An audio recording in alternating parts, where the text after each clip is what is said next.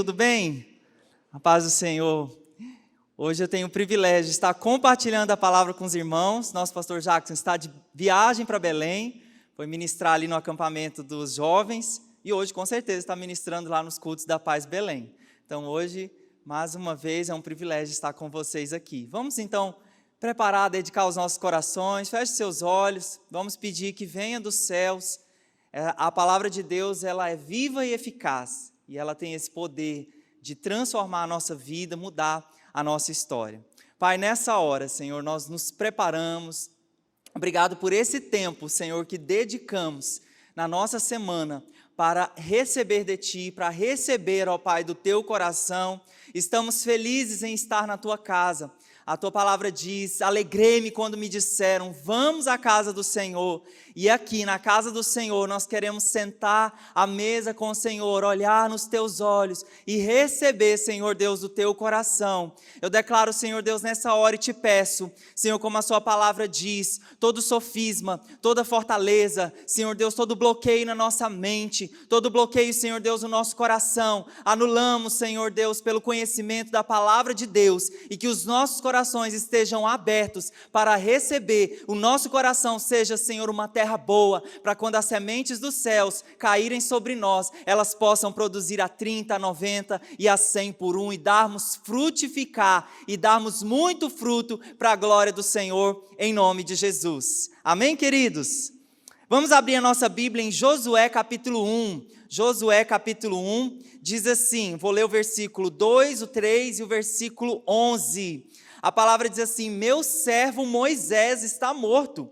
Agora, pois, você e todo este povo, preparem-se para atravessar o rio Jordão e entrar na terra que eu estou para dar aos israelitas. Como prometi a Moisés, todo lugar onde puserem os pés, eu darei a vocês. Versículo 11. Percorram o acampamento e ordenem ao povo que preparem as provisões. Daqui a 3 dias, vocês atravessarão o Jordão, nesse ponto, para entrar e tomar posse da terra que o Senhor, o seu Deus, lhes dá. Deus deu uma promessa para o povo de Israel quando eles estavam no Egito, porque Deus ouviu o clamor do povo quando eles clamavam por libertação, por liberdade, por terem uma terra onde eles pudessem adorar o Senhor como Ele era digno. E Deus prometeu a eles que eles teriam uma terra. E por anos Deus falou, eu vou dar essa terra para vocês. E nós sabemos que após eles saírem do Egito, eles passaram por aquele longo período de deserto. E o Senhor continuou falando para eles, eu lhes darei essa terra, tomem posse, quando vocês atravessarem, quando vocês virem essa terra, vocês tomarão posse, porque tudo aquilo que o Senhor, Ele promete para nós, Ele nos dá. Então o que o Senhor tem prometido para você, querido, creia, por mais que passe o tempo, você precisa gerar essas promessas, você precisa crer e você também precisa tomar posse. Então nós vamos falar hoje de conquista, e sabe de uma coisa, que tudo aquilo que vale a pena nós conquistarmos, existe um preço para isso. E o exemplo que eu quero dar, quantos de nós aqui fizemos cursos universitários, ou de repente você abriu uma empresa, e é um grande sucesso, mas até você chegar numa formação, ou até você ser um sucesso profissional, você passou desde criancinha lá pelo ensino primário, pelo ensino médio, pelo fundamental, pelo médio, pelo ensino superior. 5 anos, meu curso que eu fiz foram 5 anos, e 5 anos de curso universitário que eu passei muitas provas, muita vontade de desistir. Eu fiz faculdade federal, teve 2 greves no meio do caminho.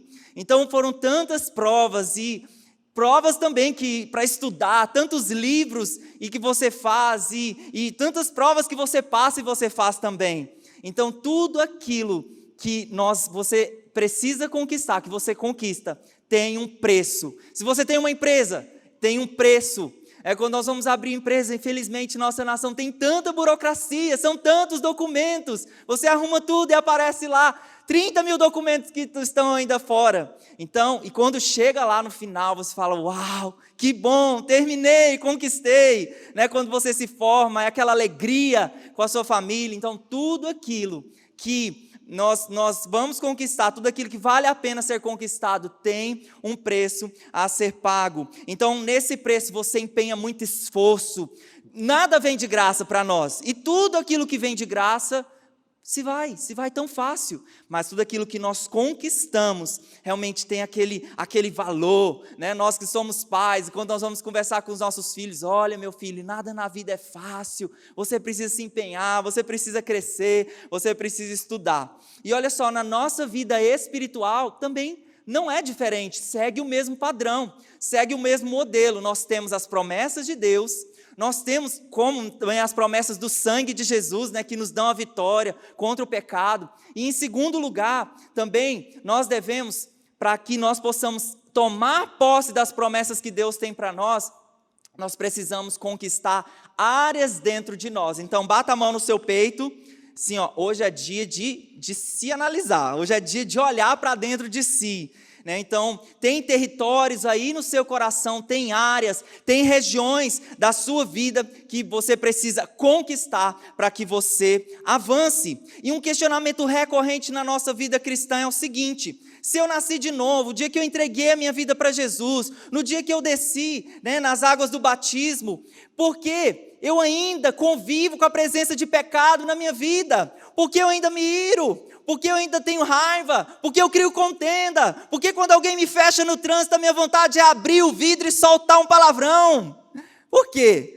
Nós ainda permanecemos com esses comportamentos pecaminosos na nossa vida. Em primeiro lugar, nós devemos entender que o que nasce de novo é o nosso espírito. É o seu espírito que é recriado. A sua alma, nós vamos falar sobre isso, sobre o corpo, sobre a alma, sobre o espírito hoje. A sua alma, ela é que precisa passar pelo processo de conquista, pelo processo de transformação. O seu espírito nasce de novo. A sua alma, lá onde você tem a sua cultura, as coisas que seus pais lhe ensinaram, ela está lá, bonitinha. E ela precisa passar por um processo de transformação, de acordo, logicamente, com os princípios da palavra de Deus. E tudo lá no nosso coração que já foi conquistado pelo pecado, os gigantes que estão lá dentro de nós. Quem são os gigantes? A presença mesmo dos demônios quando nós abrimos a porta para eles. Nada na nossa vida é assim, eu vou arrombar lá, não. A Bíblia fala, eis que estou à porta e bato. Jesus, ele é muito simpático, é muito cavalheiro, ele não entra. E os demônios também, eles precisam de acesso. Então, quando você abre aquela porta, eles entram. Então, lá, e eles estão instalados lá na sua alma, nos seus pensamentos, nas suas emoções. E eu creio, querido, que as mudanças que essa nação, as mudanças que a sua família precisa, elas não vão começar de fora para dentro, elas vão começar de dentro para fora. Por isso que eu falei, você bateu a mão no seu peito, as mudanças que essa nação precisa, começa aqui dentro, começa dentro de você, tem que começar dentro do seu coração. Então esse processo de conquista fala de um processo de limpeza que deve acontecer no nosso interior. Pode ou não acontecer, você que determina se você realmente quer que a sua vida seja totalmente conquistada pelo Senhor. E o tema da nossa palavra é a conquista de dentro para fora. Então lá em 1 Tessalonicenses 5:23, que é o texto base dessa palavra, diz assim, que o próprio Deus da paz o santifique inteiramente, que todo espírito, alma e corpo de vocês seja conservado irrepreensível na vinda do nosso Senhor Jesus Cristo. Então, em primeiro lugar, aqui a se observar, quem promove santificação dentro de nós? O Deus da paz. Nós precisamos ser santos como Ele é santo, mas quem produz santificação em nós é o Senhor. Em segundo lugar, nós somos formados, aí pode vir a primeira imagem aí. Eu sou um dos professores da escola, então todo professor gosta de usar imagens, para que fique muito, muito fácil o entendimento. Inclusive, essa ministração é um resumo de uma das nossas matérias da Escola Ministerial Paz. Eu vou deixar vocês com gosto, porque no próximo semestre vocês podem se inscrever e dar continuidade na escola, a matéria de transformação da alma. Então, queridos, nós somos formados de espírito, alma e corpo. Então o texto falou aí, e esse realmente é a conjuntura correta que nós devemos ter, o entendimento correto que nós devemos ter a respeito do nosso ser. Então repita isso comigo, eu sou, bem forte assim com fé, eu sou um espírito que tem uma alma que habita em um corpo. Então essa é a conjuntura correta. Então quando a palavra fala que o Deus da paz os santifique inteiramente, para que vocês sejam apresentados, conservados, irrepreensíveis. Essa palavra irrepreensível, ela fala lá no dicionário, está dizendo assim, sem nenhuma falta. Então ser apresentado diante de Deus sem nenhuma falta. Hoje no meu TSD eu estava lendo Mateus 5, e lá fala assim que nós devemos ser perfeitos, e essa perfeição está relacionada com maturidade. Então é muito bom você caminhar com uma pessoa madura, uma pessoa que não se exalta, uma pessoa que dá muito exemplo, que é um testemunho,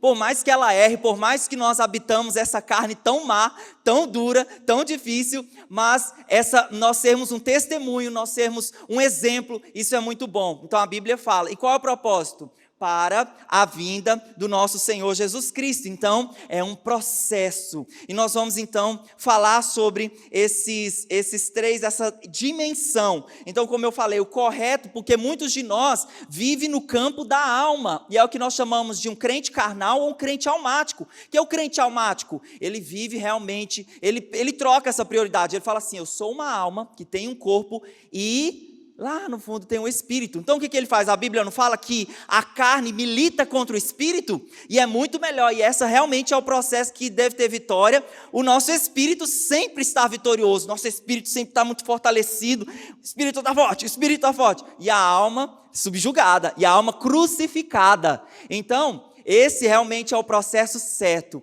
O seu espírito liderar a sua vida, o seu espírito liderar a sua vida cristã. Então, vamos fazer agora sim uma autoanálise, porque nós vamos falar de 3 tipos, pode colocar a segunda imagem, de 3 tipos de homens. Então nós vamos falar esses 3 homens que nós devemos ser. O homem natural, o homem carnal e o homem espiritual, que nós devemos não, que nós podemos ser. E aí você vai escolher que tipo de homem você quer ser diante do Senhor. Então vamos começar pelo homem natural, queridos. Eu vou abordando isso durante a palavra. O homem natural, olha só, pode colocar só a imagem do homem natural. O homem natural é o seguinte, essa bolinha é a vida da pessoa, lá no centro, que é a cadeira, é quem está sentado lá, é quem governa a vida da pessoa. Então, o homem natural é o homem que não tem Jesus na sua vida. Então você vê, então nós cremos que não é uma religião, que nós não vivemos uma religião, nós vivemos um relacionamento. Porque quem entende a religião, o que é religião, você vai ver na próxima imagem, o homem carnal, a posição que a religião está. Mas o homem natural, ele nem se importa com isso. Então você vê quem está sentado, quem é o centro da vida do homem natural, é o eu, a vida controlada pelo eu. Então é o que eu quero, é a minha vontade. Vai chover amanhã e eu não quero ir para a igreja hoje que está seco. Então é a vida do homem, a vida controlada pelo eu. Então você vê, Cristo está de fora da vida do homem natural. Então, e as bolinhas ali ao redor são as áreas da nossa vida. Então, a área familiar, vida financeira, profissão, criação de filhos. Então você vê que não tem uma harmonia. Quando o eu governa, não tem uma harmonia, existe um descontrole. E com certeza, muitas frustrações, muitas discórdias, e essa pessoa não entende o propósito da sua vida. Ninguém aqui quer ser esse homem natural, eu creio, eu não quero ser, espero que você também não. O segundo aqui, o homem almático, o homem carnal. E nós vamos ver algumas características aqui do homem carnal. Preste atenção comigo aqui, o homem carnal, você vê ali que o que aconteceu só é a pessoa que talvez um dia fez a decisão por Jesus. E como eu falei, aquela pessoa que ainda está em processo de transformação. Mas veja que ainda aquela pessoa, o homem carnal, Jesus não está ainda no centro da vida dessa pessoa. O seu eu ainda está governando. A fé cristã, a religião é apenas uma das áreas da sua vida que estão lá, desorganizadas. Então a pessoa que é carnal ou almático, ou que vive na dimensão da carne e da alma, olha o seguinte lá, Cristo é destronado, Há uma ignorância com respeito à sua herança espiritual. A pessoa fica doente, vou tomar aqui um remedinho. Maravilhoso tomar um remedinho, ir para o hospital, bênção. Mas se eu sei que tem promessas de cura na Bíblia, eu posso tomar posse delas antes. Eu posso orar, eu posso gerar elas. E segundo passo, vamos usar realmente as coisas naturais que elas estão aí para isso. E esse é um exemplo de muitas outras coisas que as pessoas ignoram, que muitas vezes a gente pensa, mas que tipo de pensamento é esse? A pessoa, será que ela não lê a Bíblia? Será que ela não conhece? O nosso pastor sempre está falando dessas promessas, sempre está falando dessa herança que nós temos direito. Uma outra situação, outras situações, a pessoa incrédula, você vai conversar com a pessoa, não, mas não vai dar certo, não, nada vai dar certo, essa igreja não presta, essa célula não presta, essa família não presta, esse menino só vive nesse campo da reclamação, da crítica, da incredulidade, é uma pessoa desobediente, é uma pessoa que vai com o tempo perdendo o amor que ela tem por Deus. Vida pobre de oração, eu poderia falar até talvez uma vida completamente sem oração, falta de desejo de estudar a Bíblia, de vez em quando eu vou ligar a televisão para ouvir um pregador famoso, para falar da Bíblia, atitudes legalistas, pensamentos impuros, ciúmes, inveja, preocupação, desânimo, espírito de crítica, frustrações e falta de propósito na vida. Então você vê realmente essa situação aqui do homem carnal responde àquela pergunta, o porquê? Porque essa alma, essa vida não passou por esse processo de transformação. Então eu queria falar para você que você vê ali que há uma desorganização dentro da vida da pessoa, porque realmente Jesus não está no centro. E olha que o apóstolo Paulo fala lá em Gálatas 2:20, que é o padrão, que deve ser o padrão da vida cristã. Fui crucificado com Cristo, já não sou eu quem vive, mas Cristo vive em mim. Então quando você entrega a sua vida para Jesus, você entende que o trono da sua vida, Jesus deve ser o centro, esse é o padrão, um relacionamento com Jesus, e Jesus ser o centro da sua vida, em tudo que você faz ser o centro. E olha que legal essa frase do Martinho Lutero, para nós resumirmos essa primeira parte, essa introdução. Olha o que o Martinho Lutero falou: pensei que o velho homem tinha morrido nas águas do batismo, mas descobri que o infeliz sabia nadar. Agora eu tenho que matá-lo todos os dias. Olha que legal essa frase. E realmente, sua alma está lá muito viva, e todos os dias esse processo de morte, de renúncia, de você negar a si mesmo. Então, querido, sabe qual é o comando hoje aqui? Possua, conquiste a sua vida. Vamos falar isso junto? Possua, conquiste, Vamos pensar que nós somos lá o povo de Deus entrando na terra e Josué dando a ordem. Vamos falar, possua, conquiste, Então conquiste realmente essa terra que você vai conquistar de dentro para fora. Então nós vamos ilustrar as regiões, Então aqui no Brasil nós temos norte, sul, leste, oeste. Então nós vamos ilustrar como corpo, alma e espírito como regiões, e dentro dessas regiões os territórios, lá que nós vamos explicando, porque essa compreensão, esse conhecimento do nosso ser vai nos dar muita clareza, para nós sabermos realmente qual é a área que nós precisamos de crescimento. Então a primeira região, a região do corpo, a Bíblia fala lá em 2 Coríntios 5, versículo 1 a 4, que o nosso corpo é a nossa casa terrena. Então seu corpo é a casa onde Deus está habitando aqui. 1 Coríntios 6,19 diz: acaso não sabeis que o corpo é santuário do Espírito Santo que habita em vocês, que lhe foi dado por Deus e que vocês não são de si mesmos? Então o seu corpo, ele não é seu.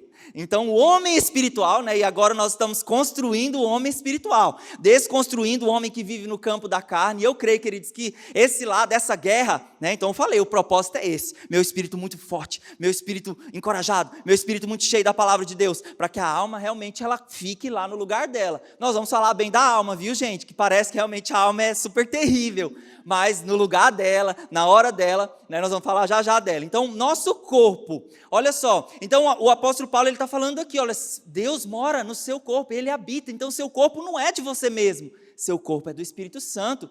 Então a pergunta que nós devemos fazer: o que você está fazendo com o seu corpo, com o templo do Espírito Santo? Lógico que você vai ver os princípios da palavra de Deus. Então, queridos, tem função cada um dessas regiões, e a função do corpo qual é o seguinte? Sensação, a função de sensação, ou seja, os 5 sentidos, a visão, a fala, a audição, o tato, o paladar, né? Então todos esses, também a função de locomoção, né? Você se locomove, seu espírito não sai andando por aí, né? Você se locomove assim, né? Tipo voando. Não, estamos aqui, ó, pisando essa locomoção, graças a Deus por isso, né? E os instintos que também são muito bons, né? Sobrevivência, de defesa, instinto sexual, todos estes feitos pelo Senhor. Instinto sexual é feito pelo Senhor, sim, no lugar certo, na hora certa, de acordo com os princípios da palavra de Deus, é tudo muito legal. Então, o primeiro aqui ponto, dentro desse do corpo, eu queria falar sobre a importância do nosso corpo na adoração. Então, a Bíblia fala o seguinte, lá em Romanos 12, 1. Acompanhem comigo. Apresente o seu corpo, tem aqui? Apresentar o corpo como sacrifício santo, vivo e agradável, que é o vosso culto racional. Então a Bíblia está falando que você apresenta o seu corpo como sacrifício. Lá no Antigo Testamento nós levávamos ofertas, e essas ofertas, esses animais eram apresentados, uma matéria, um animal era apresentado lá diante de Deus como oferta. E aqui no Novo Testamento, na Nova Aliança, fala que eu sou a oferta, eu sou o sacrifício, o meu corpo deve ser apresentado diante do Senhor como sacrifício. Olha o que diz Salmo 84, 2, a minha alma anela e até desfalece pelos átrios do Senhor, e o meu coração e o meu corpo cantam de alegria ao Deus vivo. Então o que eu queria passar aqui, né, a mensagem principal, queridos, que na adoração Deus quer usar o seu corpo. Então tem vários textos da Bíblia, N textos da Bíblia, principalmente nos Salmos, em que nós devemos apresentar a expressão do nosso corpo. Eu não estou falando que uma pessoa que de repente escolhe sempre ficar sentadinha em momentos de adoração, ou em oração, ou em vigília, ela está errada. Mas eu estou dizendo que você pode apresentar o seu corpo de diversas formas. Então, como por exemplo, a Bíblia fala de Davi, né, de um homem que dançou na presença de Deus, quando eles estavam levando a arca de volta para Jerusalém. Então a Bíblia fala que ele apresentava uma adoração extravagante diante do Senhor. Eu penso que quando, por exemplo, quando você forma, quando seu filho faz alguma coisa que é um destaque, você não comemora assim. Legal, muito bem. Querido, você comemora, né? No Brasil nós temos esse hábito, quando o João gosta lá, né? Sofredor do Grêmio. Quando o Grêmio faz um gol, o que o João faz? Gol! E nós temos o sangue de Jesus, e o ministro de louvor muitas vezes está aqui. Vamos aplaudir, vamos pular, vamos dançar, vamos cantar, vamos gritar. E aí você está lá. Pelo menos está dançando um pouquinho, né? Mas tem gente que nem expressa. Então nós somos lavados pelo sangue de Jesus. A eternidade está dentro do nosso coração. Nós temos muitos motivos para apresentar o nosso corpo diante de Deus através das expressões. E há várias expressões. As palmas, levantar as mãos. Eu ensino para as crianças lá, né? E eu peço o pessoal do Kids ensinar, porque as crianças, os adolescentes, eles não querem. Mas nós falamos, gente, ensina, né? A Débora lá é policial. Quando eles vão lá deter o meliante, né? Eu estou usando a situação para você entender o que é o render. O que são as mãos levantadas? Eu digo, Senhor, a minha vida está rendida ao Senhor, né? A minha vida está rendida ao Senhor, eu me entrego completamente ao Senhor. Então, mãos levantadas. Brados, né? A Bíblia fala que Deus é exaltado nos brados de Israel. Então, quando você dá um glória a Deus, aleluia, né? Quando realmente é algo que sai de dentro de você, você está expressando com o seu corpo, como a Bíblia falou aqui. Eu estou falando alguma coisa fora da Bíblia? Não. A Bíblia fala, com o meu coração e o meu corpo cantam de alegria. Então você tem que usar o seu corpo como essas expressões de adoração. E tem muitas, né? Dobrar os joelhos, também ficar sentado, concentrado, né? Deixar com que as sensações do nosso corpo também experimentem da presença de Deus. E em segundo lugar, dentro do corpo, cuidado com o nosso corpo. Então nós muitas vezes supervalorizamos o cuidado com o espírito. E não está errado, está super certo. Meu espírito precisa estar muito fortalecido, vitorioso nessa guerra. Mas nós muitas vezes negligenciamos o cuidado com o nosso corpo. 1 Timóteo 4,8 diz o seguinte: pois o exercício físico para pouco é proveitoso, mas a piedade para tudo é proveitosa.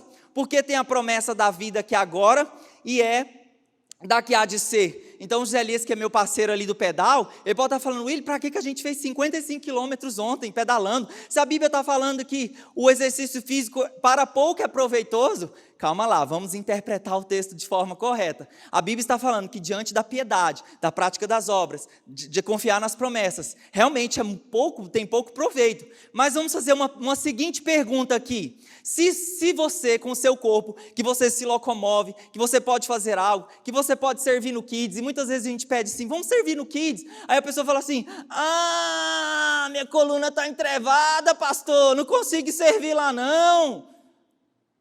Então, como você vai exercer a prática da piedade se você está apresentando pendências no seu corpo? Então, tem o seu lugar.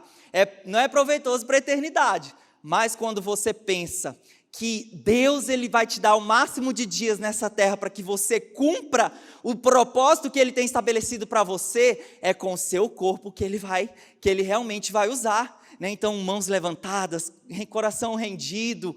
Tem muitas vezes gente que sobe as escadas e...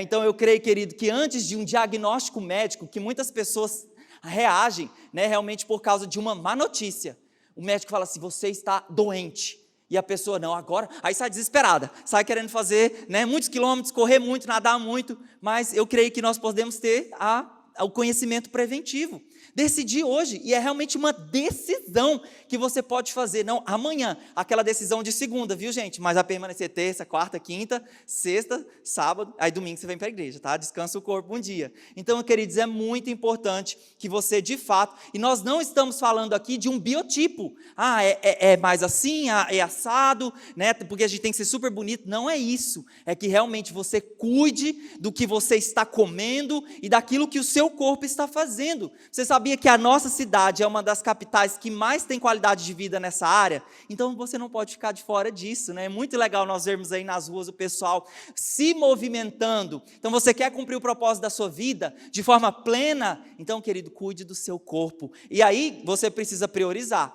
Eu mesmo, muitas vezes, sacrifico o meu corpo acordando 4h45 da manhã para sair por aí pedalando, parecendo meu avô, que pedalou a vida inteira dele.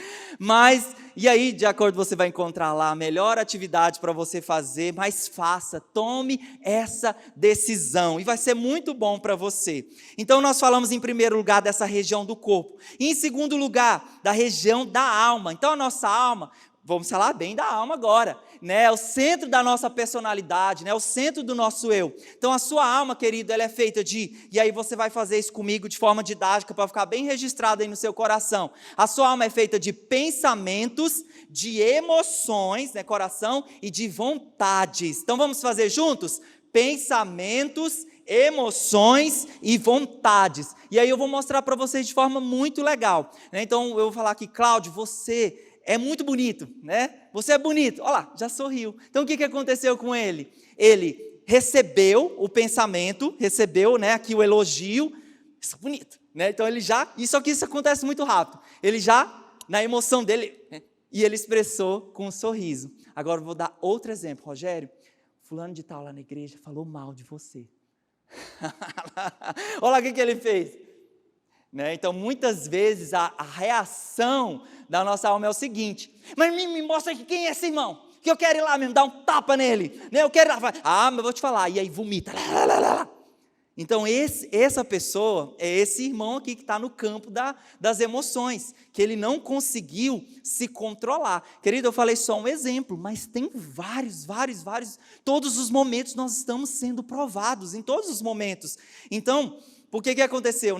O Rogério recebeu aquela informação negativa, ele já sentiu, que raiva, eu vou falar mal desse irmão, falou, a vontade dele colocou para fora, em forma de revide. Então, quantos de nós também não estamos o tempo todo revidando? E a pergunta para você novamente é essa, quem está no governo da sua vida?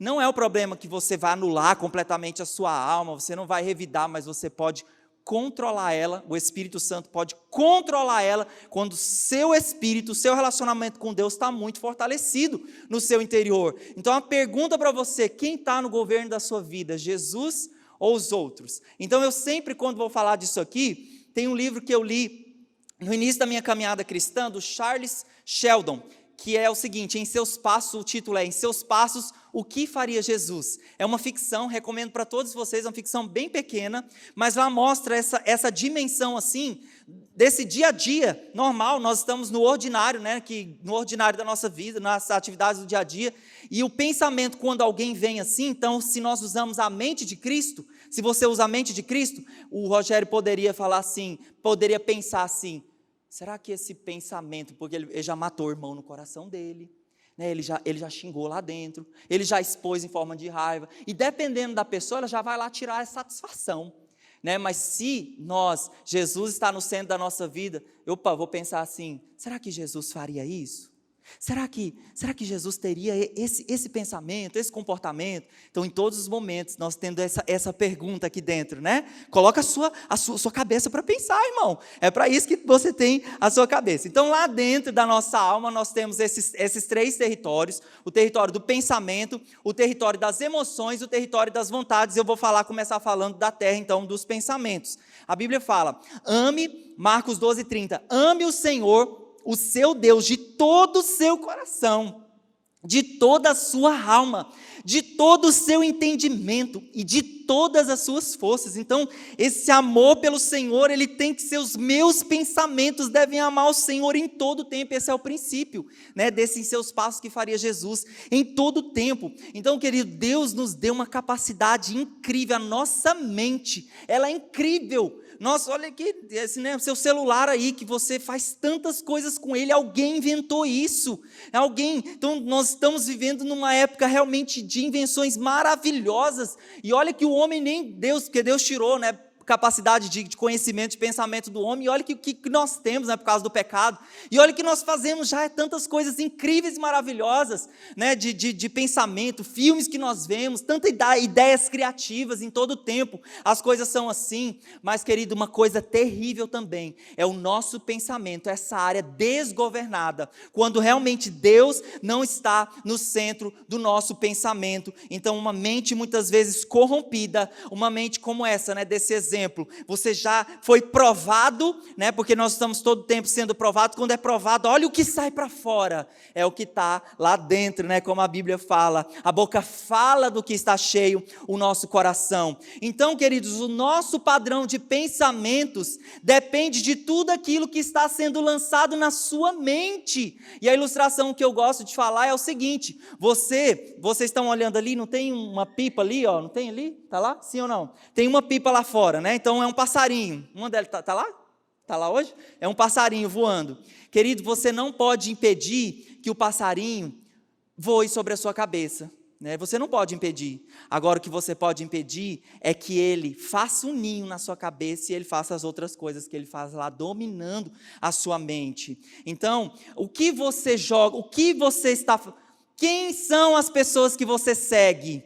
Né? Quais são os livros que você lê? Quais são as pessoas que ministram na sua vida? Porque é esse padrão, é esse pensamento que está sendo lançado lá em todos os momentos. Então, se eu sigo alguém que não tem o Senhor como centro da sua vida, o que uma hora ou outra você vai estar pensando daquela mesma forma. Então, nossos pensamentos, nós precisamos trazê-los cativos em obediência a Jesus. Provérbios 23:7 diz o seguinte: porque como imagina a sua alma, assim ele é. Então, nos seus pensamentos, eu sou burro. Não, eu não consigo ler a Bíblia, eu não consigo levantar. Meu corpo é que manda. Não. Seu corpo não te manda. Né?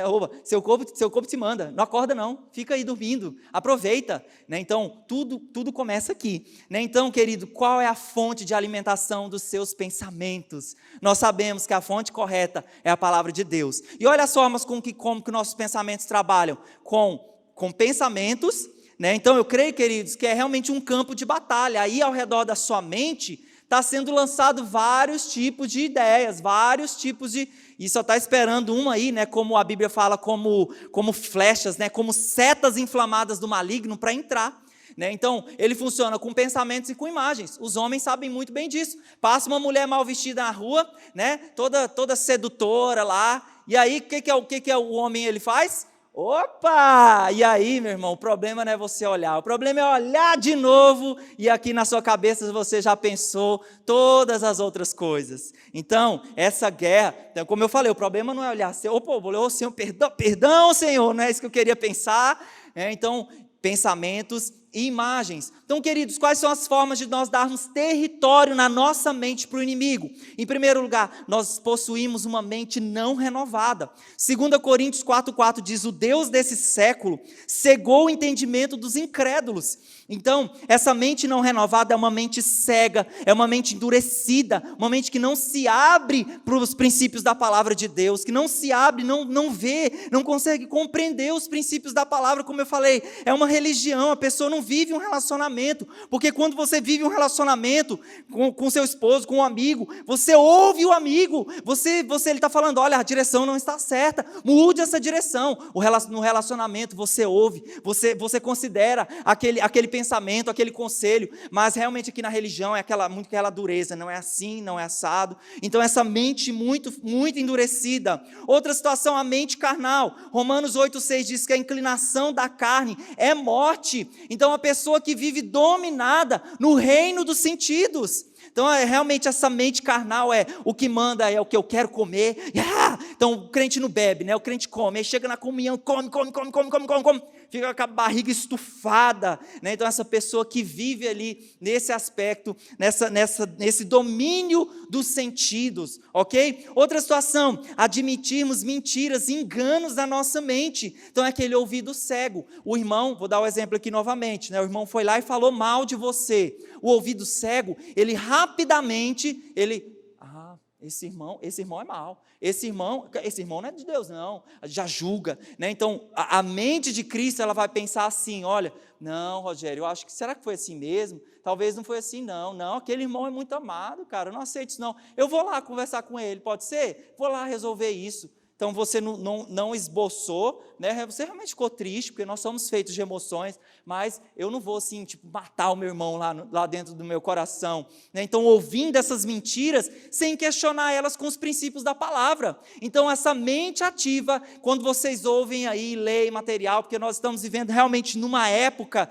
de tanto ataque ao povo de Deus, de tanto ataque aos princípios da palavra de Deus. Ouça essas coisas e confronte elas com os princípios da palavra de Deus. Para isso você precisa se relacionar. Por isso, como eu falei, não é religião, é um relacionamento com Deus.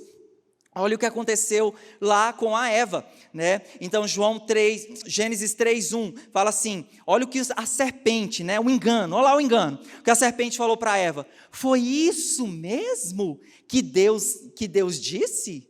Não comam de nenhum fruto das árvores do jardim. Então é a forma que Satanás trabalha nos nossos pensamentos, colocando em dúvida uma promessa, colocando em dúvida a palavra do Senhor. Então cuidado com essa voz, será que é assim mesmo? Será que realmente Deus falou isso? Eu falo para as crianças, né? Eu uso um bonequinho e eu falo a voz da serpente, será que é assim mesmo?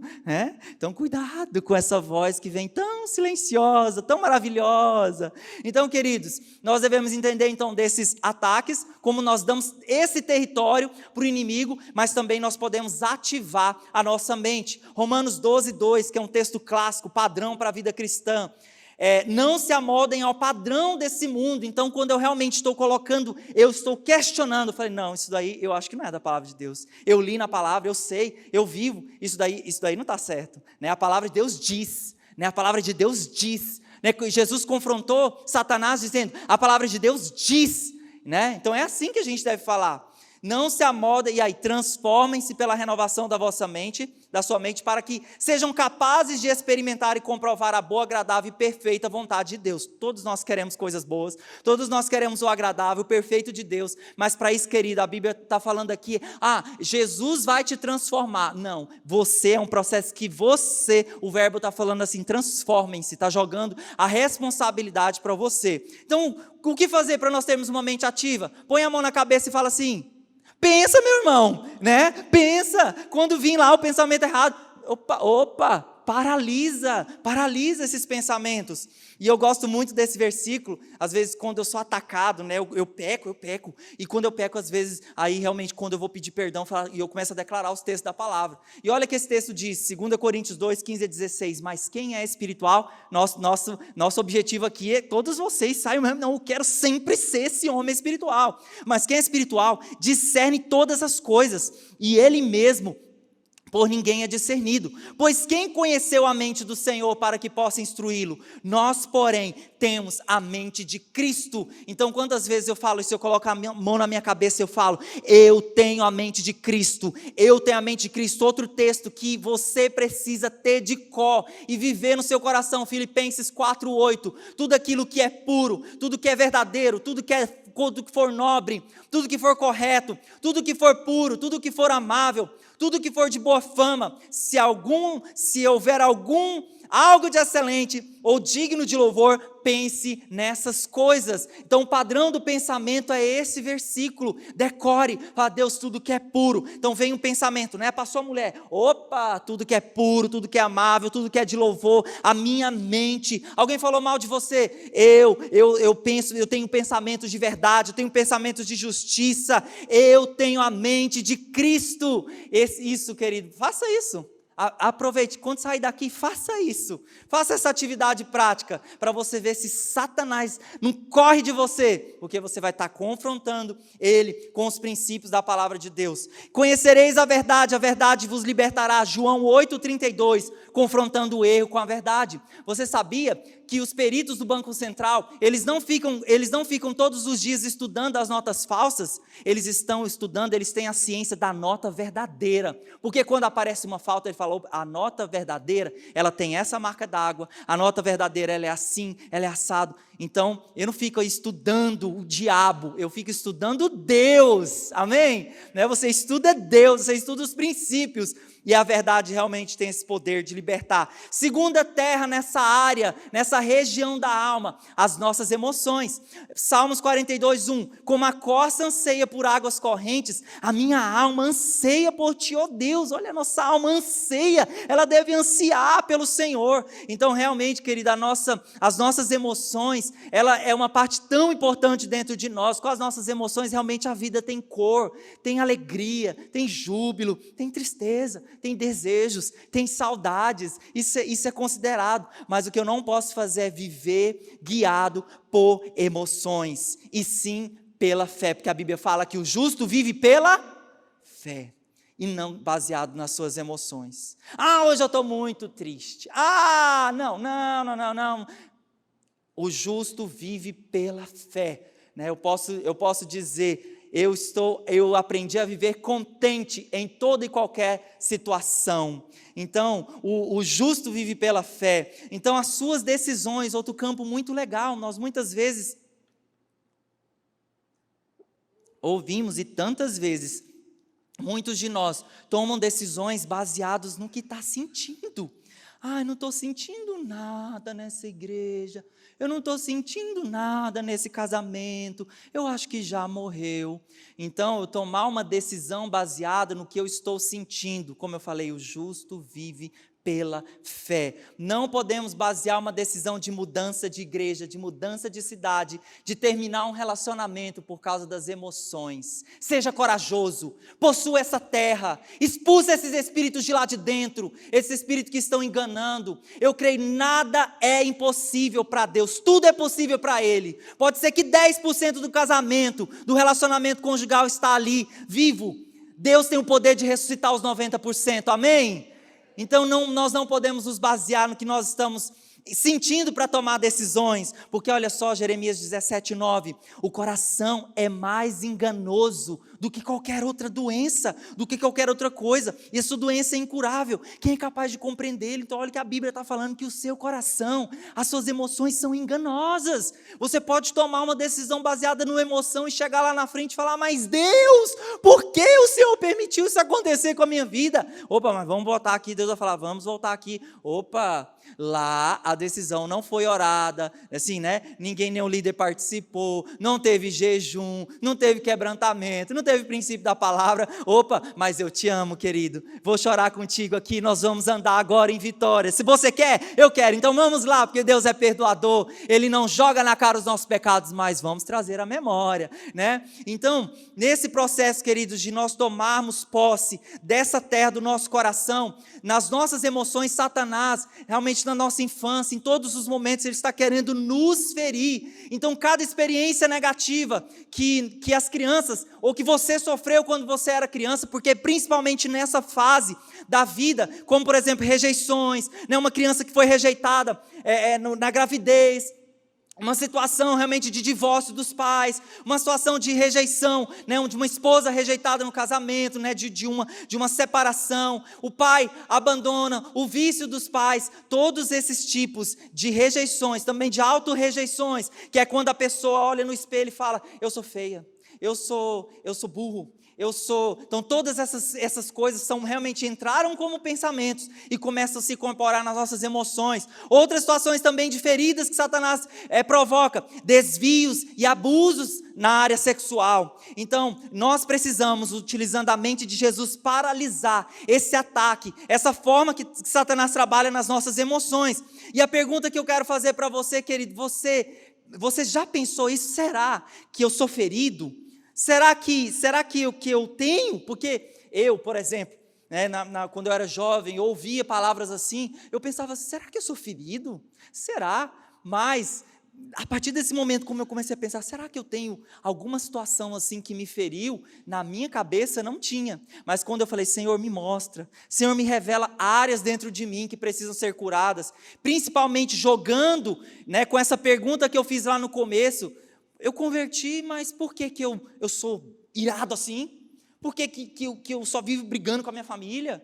Então, realmente, essa é uma resposta. Se você tem esse padrão de... E gente, quem vai medir isso são as pessoas ao seu redor, né? Porque tem áreas da sua vida que só Deus sabe, e outras áreas que as pessoas ao nosso redor veem. Então, muitas vezes as pessoas, assim, acontece alguma coisa, aquele fulano lá, não, só vive chateado, vai para a roda, ele apela fácil, é muito cheio de brincadeirinhas. Então, essas coisas demonstram. Então, os relacionamentos ao nosso redor, você precisa ter essa coragem de perguntar, será que eu sou assim? Será que eu estou andando assim? Tenha coragem. Então, querido, como é o ciclo dessas feridas? O que acontece? Nós vamos ver aqui no telão. Quando você então é ferido, o segundo passo da ferida, ela se transforma numa mágoa. Então, vou utilizar o mesmo exemplo aqui do início. O irmão falou mal do Rogério, e ele sabe quem é o irmão, e ele não faz nada, né? Ele não faz nada ali naquele começo, mas ele, tá bom, pode deixar comigo, né? Então aquela mágoa começa a crescer no coração dele, e a Bíblia fala que essa mágoa ela vai produzindo uma raiz dentro de nós.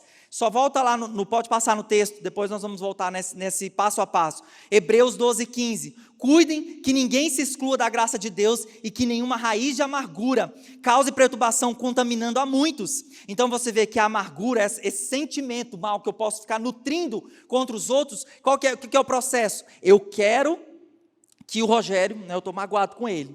Então, eu estou tão amargurado que eu quero que ele prove, né, eu quero que ele prove. E aí eu penso em dar um veneno para ele, assim, mas na verdade, lá no fundo, quem vai tomar aquele veneno sou eu, né? O irmão nem sabe, às vezes só fez um comentário assim de forma imatura, mas eu tomo aquela água amarga, eu tomo aquele veneno e aí olha o passo a passo, amargura, quebra de relacionamentos, porque muitos relacionamentos, porque eu não consigo viver num lugar, eu não consigo ter relacionamentos profundos com as pessoas, talvez seja dessas raízes aí, né, dessas feridas abertas, e olha que promove cegueira espiritual, né, um passo a passo, porque você fala, mas assim, um crente pode passar por isso? Pode, ele só vai saindo do espírito, né, e vai passando para o lado da carne, né, de viver pela carne, e como nós lemos aqui, a mentalidade da carne é morte. E olha lá, cegueira espiritual, ódio, rebelião e orgulho, e a pessoa termina lá num princípio satânico. Ela é de Jesus, mas ela né, tá lá, ela é altiva, ela não quer resolver nada, ela não aceita ligações, ela não quer resolver as situações. Nesse mesmo texto, eu achei tão interessante que a Bíblia fala de Hebreus 12:15, que Hebreus fala de Esaú. E esse texto fala assim, que Esaú ele foi imoral e profano. E olha só por que Esaú foi chamado de Esaú, de imoral e profano. Porque assim, lá em Gênesis 27 conta que Esaú e Jacó eram filhos de Isaac, e certo dia, Esaú estava com muita fome, é uma necessidade do nosso corpo. Mas olha só, ele estava com muita fome e o Jacó se aproveitou da situação e falou assim, eu tenho aqui uma comida para você, um prato de lentilhas.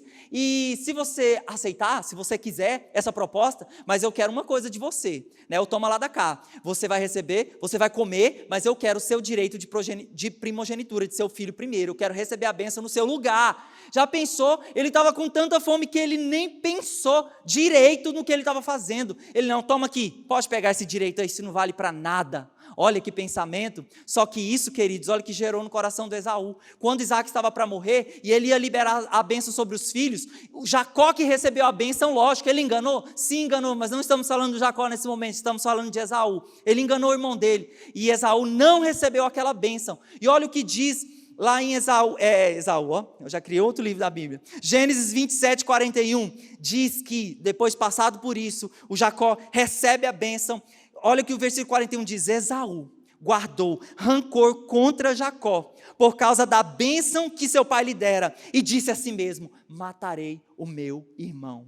Então, queridos, eles eram de Deus, eles tinham um relacionamento com Deus, eles eram uma família do Senhor, mas olha o que o Esaú reteu no coração dele, ele realmente foi enganado, ele realmente foi ferido, ele realmente foi traído pelo seu irmão, mas ele caiu nessa raiz de amargura, ele realmente reteve, e olha o que ele pensou em fazer, eu vou matar o meu irmão. Por que eu estou usando esse exemplo aqui? Eu uso um outro que fala do Aitofel, que é uma outra situação, que foi um conselheiro de Davi, mas que o Aitofel se deu mal, mas gente, o Esaú, ele se deu bem. Quando nós lemos, continuamos lendo a história deles, lá no capítulo 33 de Gênesis, no versículo 4, depois de muitos anos se passaram, porque o Jacó teve que fugir realmente com essa informação, seu irmão vai te matar, foge. Jacó, meu irmão, fugiu, pegou a bênção, pegar a bênção e vou escapulir. Muitos anos depois, quando ele volta para a terra do seu pai, ele pensa assim, eu estou com medo, porque eu sei que o Esaú, pode ser que o Esaú realmente, meu irmão, agora ele deve ter um exército,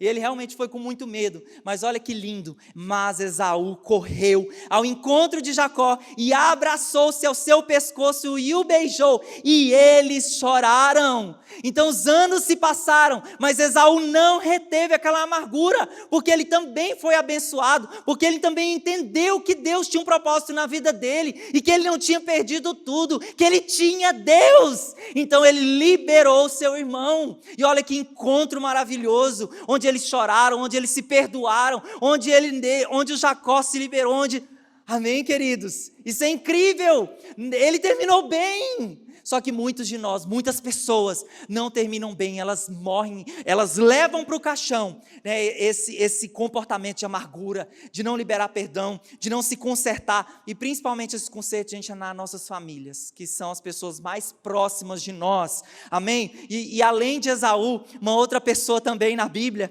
que também é um exemplo para nós, é o nosso Senhor Jesus. Jesus, ele foi traído, ele foi rejeitado, ele foi acusado, ele foi odiado, ele foi esquecido, ele foi abandonado, todos os tipos de ferida que alguém poderia fazer com alguém, Jesus sofreu, mas a Bíblia fala que as feridas de Jesus são a nossa cura, é o nosso instrumento de cura. Então, queridos, Jesus, essas feridas que se abrem dentro de nós, eu quero falar para vocês, Jesus, ele tem o poder para perdoar, para sarar, para curar e para mudar a nossa história. A sua história, querido, não acabou. Isaías 61:1, olha que Jesus, ele entendeu o propósito da vida dele, ele falou, Deus me enviou para curar os quebrantados de coração, e eu queria dizer para você que se a ferida é feita, ela também pode ser curada, e existe um processo para nós. O primeiro processo, você admitir que você é ferido, você admitir que no processo da sua vida, você precisa de cura, você precisa de transformação.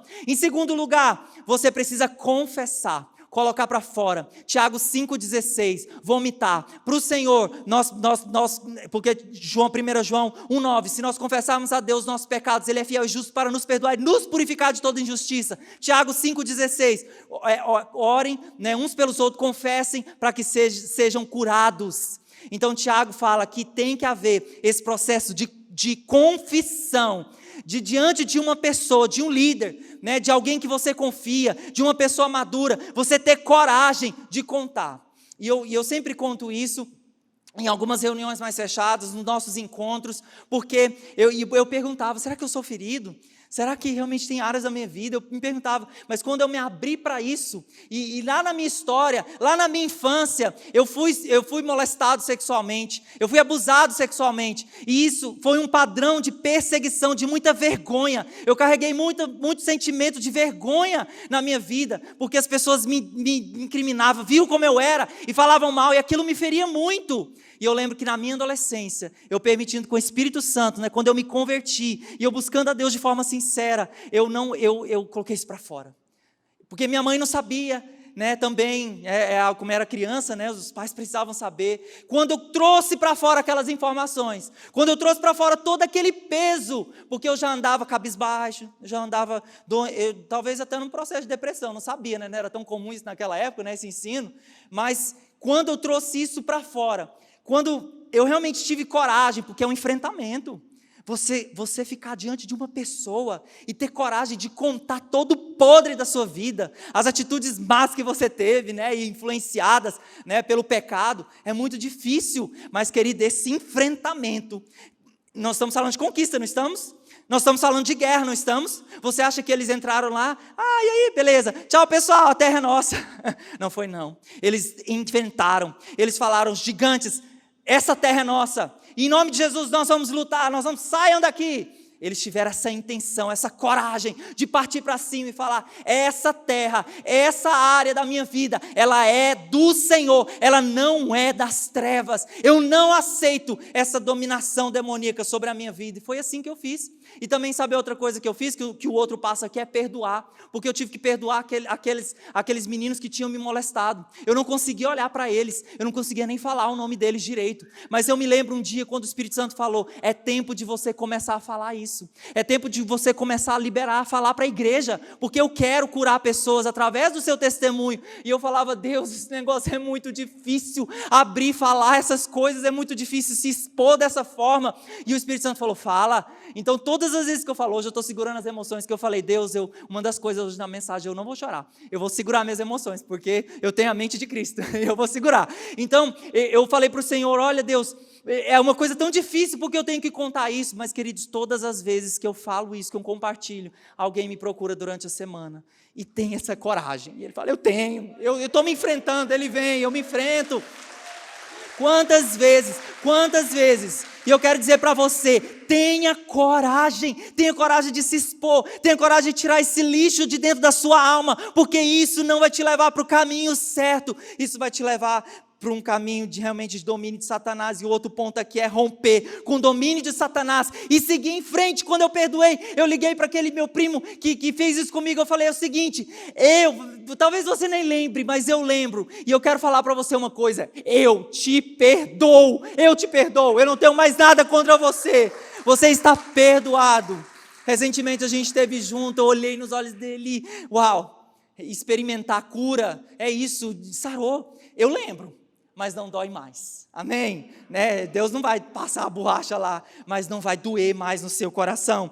E a outra terra aqui, né? Então pensamentos, emoções e as nossas vontades. Então com a sua vontade você busca, com a sua vontade você recusa, não quero isso não. Com a sua vontade você escolhe, e uma das escolhas mais maravilhosas que nós temos na nossa vida cristã, é a nossa escolha de onde você quer passar a eternidade, se é no céu ou é no inferno. Então é com a sua vontade que você escolhe, eu escolho Jesus, eu quero quero Jesus, com a sua vontade você demonstra aquilo que você quer, aquilo que você ama, amém? E Jesus, ele também mostrou para a gente com a vontade dele, lá em Lucas 22:4, ele falou: Pai, se queres, passa de mim esse cálice, contudo, não se faça a minha vontade, mas a tua. Então, diante da sua morte, Jesus, ele pediu: Deus, se o Senhor quiser, o Senhor passa, mas se eu não quiser, faz a vontade do Senhor. Jesus estava comunicando: eu abro mão da minha vontade. E sabe como a batalha da vontade que você vai fazer? Tiago 4:7. A vontade tem uma batalha: resistam a Satanás, resistam ao diabo, resiste ao diabo e ele fugirá de vós, amém? Então a vontade do homem com a vontade de Deus, querido, implica em obediência, né? Você está dizendo as suas emoções: a minha vontade é a vontade do Senhor. Então eu digo para você: possua essa terra, possua essa região, não deixe Satanás dominar a sua alma. E a região, para nós finalizarmos, mais importante, a região do Espírito, essa sim, como eu falei, né, a carne, o corpo e a alma estão aqui, vem para cá, mas o Espírito está lá. Seja fortalecido, né? O Espírito tem que estar forte. É essa área que você deve investir, é nessa área que você deve todos os dias dizer: eu sou um homem de Deus, eu sou uma mulher de Deus, eu sou espiritual. Então, com o nosso espírito nós temos 3 funções básicas: a intuição, que é realmente o conhecimento da palavra de Deus, né? De Deus, ele não vem de fora, né? Ele vem de dentro, ele vem do Espírito para nós. Então você não recebe nenhum tipo de conhecimento de maneira externa, você recebe aqui dentro. A consciência, né, esse discernimento entre o certo e o errado, é lá no Espírito também. E também uma das funções mais maravilhosas, que é essa comunhão com o Senhor, né? Então, vamos agora, para nós finalizarmos, o homem espiritual, porque eu creio que todos vocês aqui querem ser esse homem, esse padrão da vida cristã. Então, olha o que o homem espiritual ele é. Olha lá a imagem, né?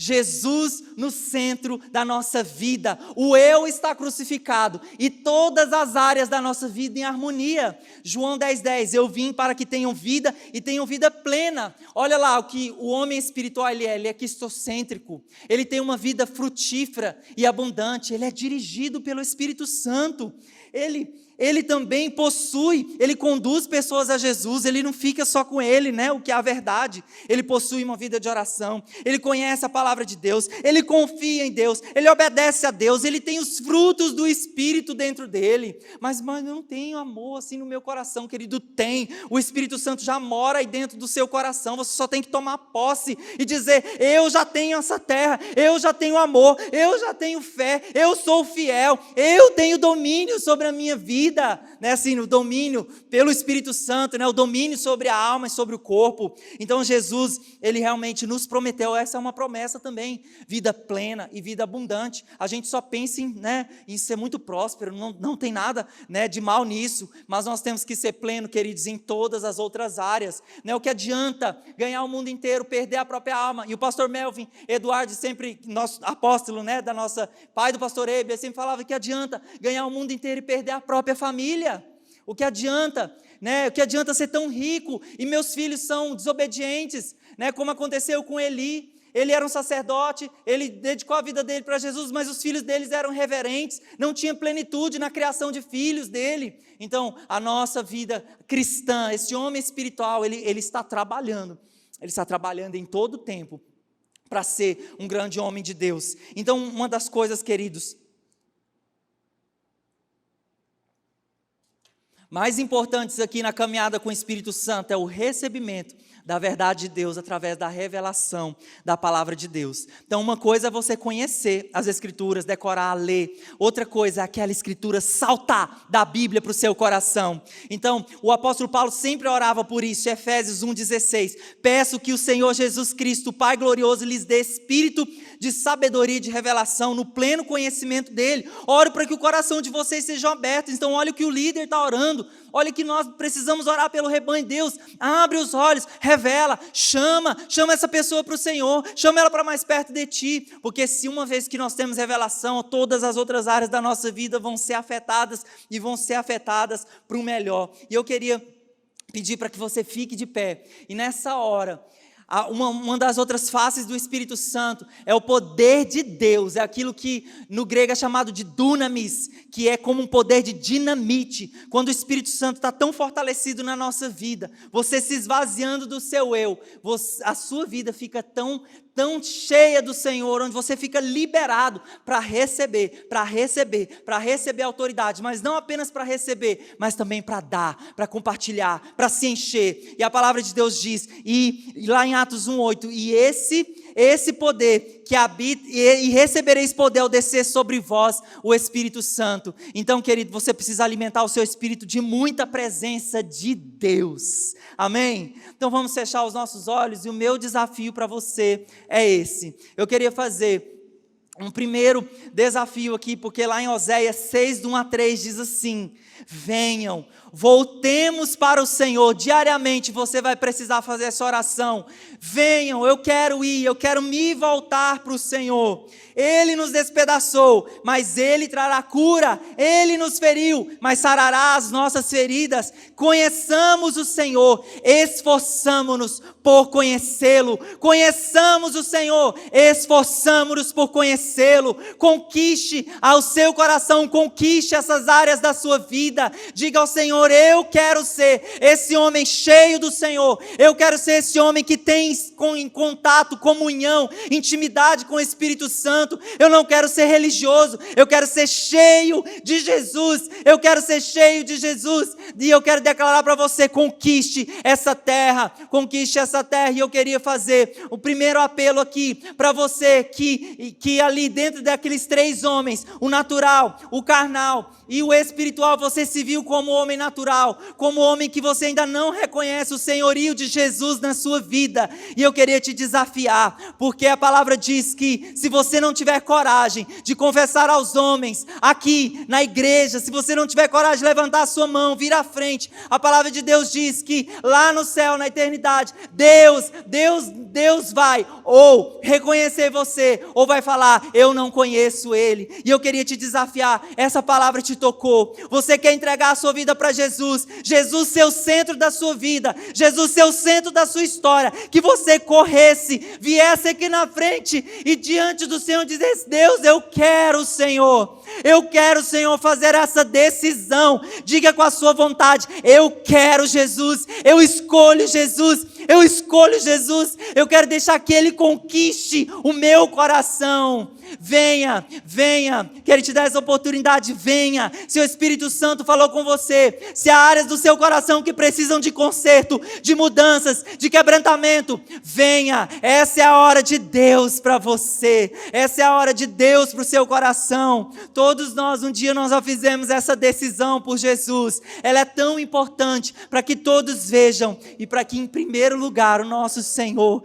venha. Se o Espírito Santo tocou o seu coração, venha, não existe. Anule o pensamento de Satanás que está proibindo aí na sua cabeça, falando: não vá, fique com vergonha, não saia do lugar, não tome essa decisão. E a segunda escolha que você fazer é você voltar para o Senhor novamente, voltar a regar o lugar secreto com o Senhor, de comunhão, de intimidade, de relacionamento com Deus. Eu queria que nessa hora você colocasse a mão no seu coração e dissesse: Deus, e diga: Deus, a minha vida não é minha, a minha vida é do Senhor. Eu quero a cada dia viver no Espírito, andar no Espírito, para de modo nenhum satisfazer os desejos da minha carne. Em nome de Jesus, Deus, sela essa decisão, e eu declaro que o teu povo tenha uma semana transbordante e cheia da comunhão do Espírito Santo, em nome de Jesus, amém.